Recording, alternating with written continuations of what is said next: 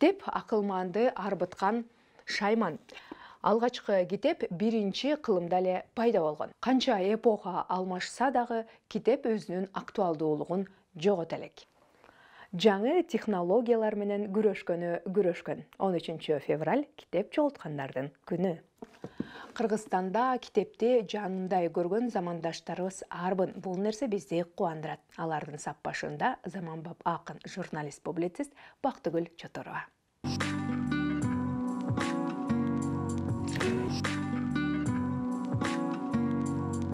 Мен болсо бала чактан эле жакшы көрчүмүн, албетте. Балким ошо адабиятты сүйгөндүгүмөнбү, ошо мектепте окуп жүргөндө эле китеп чогулчумун. Ал убакта дүкөндөргө китептер түшчү кадимкидей. Азыр эми аз болуп калбадыбы? Анан ошол учурда өзгөчө биз бала чакта ошо Алкул Осмоновду сүйүп, ошону окуп, ошонун ырларын жаттап жүрүп өстүк да. Сүйүнбай Эралиев, Омор Султанов ушулардын кеп кеңешин угуп, биз өзүбүз устат катары көзүн көрүп, батасын алып калдык ошо поэзияда. Ошолордун китептери биздин китепканада ар бир китеби, чыккан китеби ошо менин китепканамда турчу эле. Ошол азыр дагы менин китепканам сакталып турат. Ичинде бир 5000дей китеп бар. Эми өзүнчө бөлүп койгон, поэзия өзүнчө, проза өзүнчө деп, анан орус адабияты, анан дүйнөлүк адабият, кыргыз адабияты деп бөлүп койгом ошо китептеримди. Китеп уурдагандарды библиоклептоман деп аташат. Эң атактуу библиоклептоман Стивен Блумберг жалпысынан 268 китепканадан 23.000 китепти уурдаган экен. Карбалас Бакиров деген эл акыны биздин калемдешибиз.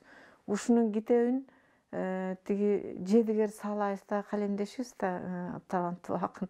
Ал уурдап ийиптир. Анан кийин бир ушундай бир телепередачада ошо Жедигер айтып калды жеке: "Ай, Бактыгүл эже, мен Карбалас Бакировдун китебин жоготуп ийдим эле, бир даярданып алайын дедим эле.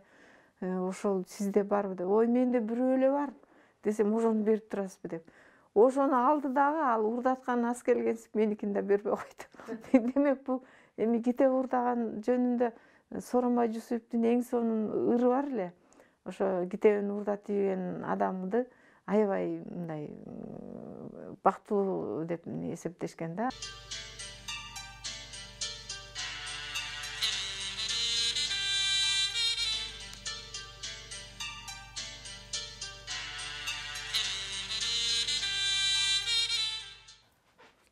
Китеби жок үй, жаны жок үй дегендей, китеп сиздин эң жакын досуңуз болуш керек. Нуркыз Караева, Данияр Амантуров, Улуттук 1 канал, Замана студиясы.